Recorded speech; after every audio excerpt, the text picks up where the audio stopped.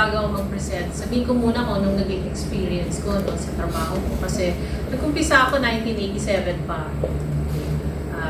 Noong time na yon, actually hindi pala, 1989.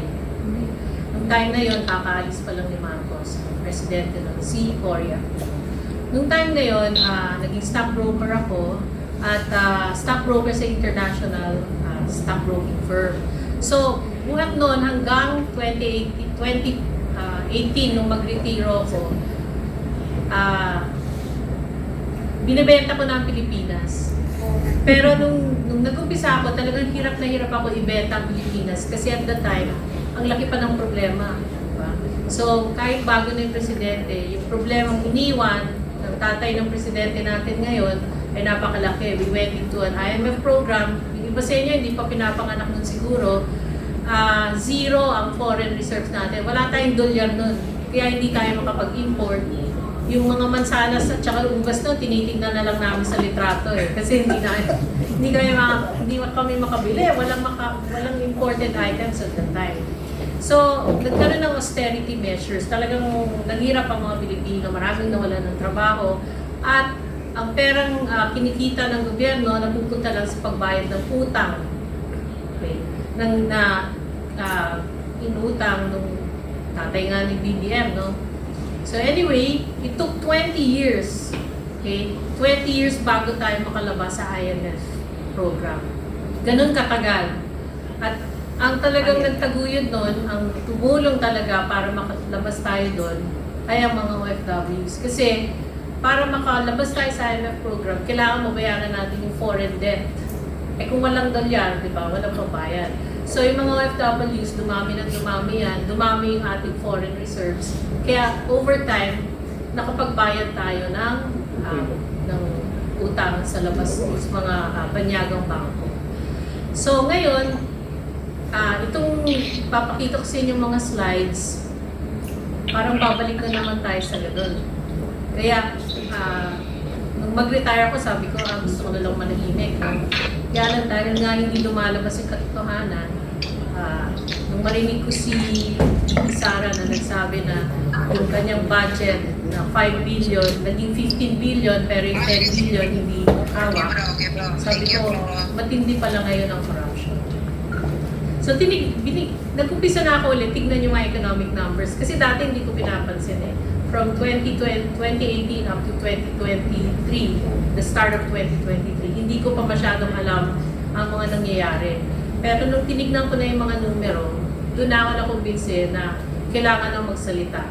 So 2023 pa lang, nagsasalita na ako, pero sa Facebook na. Hanggang later on, marami nang nakakapansin kasi naiintindihan ko.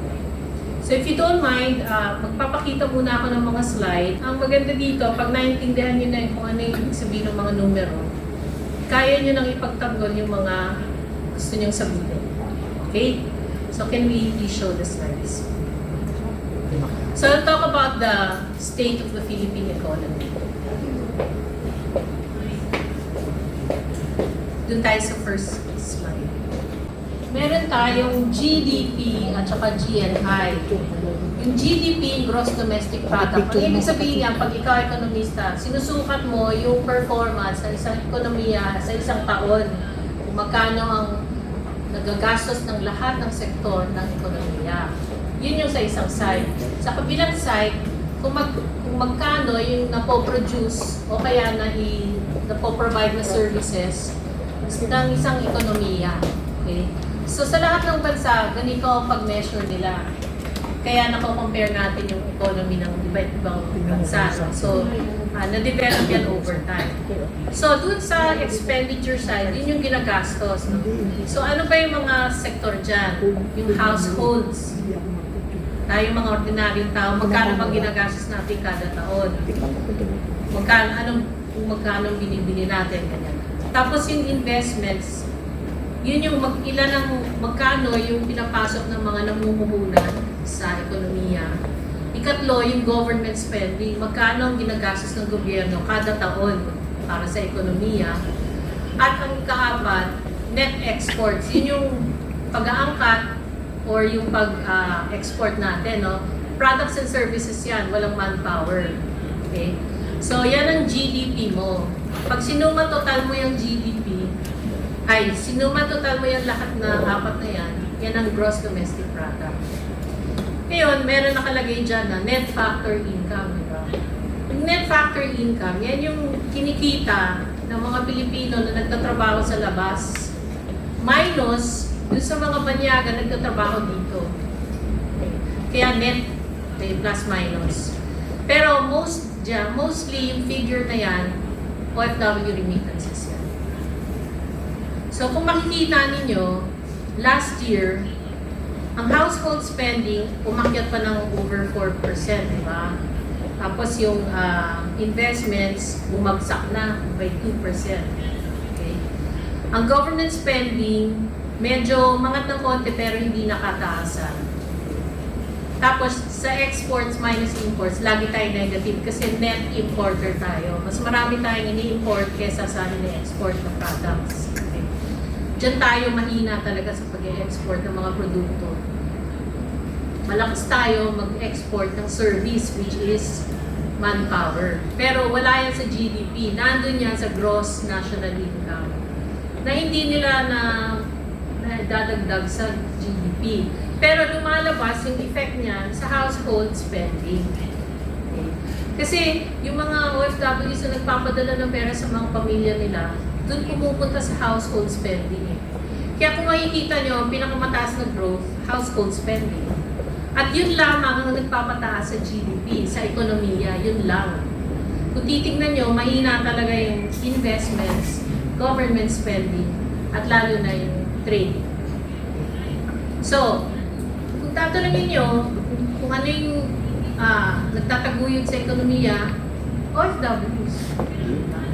I mean, yung domestic, okay rin, pero hindi niya kaya magpaangat ng economy. Kung wala yung OFW remittances na yan, bagsak na ang ekonomiya natin. Okay? Yan yung 2025. So, dun sa baba, makikita nyo agriculture, forestry, and fishing. Yan yung supply side. Kung ano yung binibili natin, no? Bibili tayo ng isda, ng bigas, ganyan. So, kung titingnan nyo, yung agriculture, hindi rin masyadong tumataas. No? Ganun din yung industry. Lalo na yung industry, dati yan ang nagtataguyod ng economy. Lalo na yung manufacturing at construction. Pero pag titignan nyo, mababa na yung growth ng manufacturing, yung construction negative. Ang talagang pinakamalaking component ng supply side GDP natin ay ang services. Okay. So kumbaga, service-driven ang economy natin. Hindi siya industry-driven, hindi kagaya ng Japan, ng US, ganyan. Malaki ang industry components yan. Tayo hindi, kasi hindi develop yung industrial sector natin. Lalo na yung agrikultura. Yung bigas natin, di ba, ay yung bigas na inaangkat natin sa Vietnam at sa Thailand. Yung technology niyan, galing sa atin. Pero bakit sila nakikinabang? Kasi hindi pinapansin yung kailangan ng mga farmers. Kaya hanggang ngayon, tingnan nyo, ang contribution ng agriculture is only 7.9% sa GDP. Okay? Napakaliit ng contribution. Kawawa ang farmers natin. Okay? Punta tayo sa next slide. So dito, papakita ko lang yung fourth quarter growth, no? Yung pinakadulo. Tingnan nyo.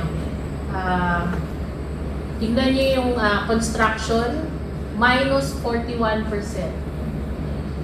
Last year, December, fourth quarter. Normally, fourth quarter, di ba, pinaka-active yan eh. Kasi dyan maraming bonus ng mga tao, namimili talaga, pang regalo, whatever. Or yung ginagamit nila yung bonus para bumili ng kotse, ng mag-invest sa bahay. Pero tingnan nyo, construction was minus 49%. Tingnan nyo yung investments, minus 10%.